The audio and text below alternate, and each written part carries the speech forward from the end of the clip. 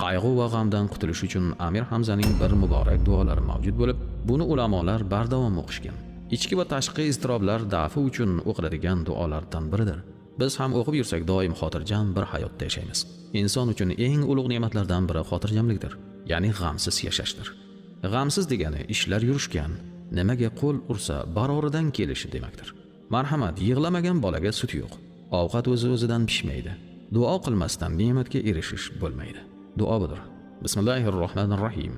Allohumma asimni bihablika warzuqni bifadlika waj'alni minallazina yattabi'una amraka va yahfazuna wasiyataka ya arhamar rohimin. Allohim, sen qudrat qo'ling bilan meni panohingda asra. Fazling bilan menga rizq ber. Meni buyrug'ingga bo'ysunadiganlardan qil.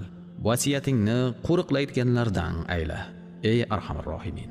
Hazrati Hamzaning duosi qabul bo'ladigan duolar sarasiga kiradi. Bu duoni o'qishda davom etish haqqa tayanishning xuddi o'zidir.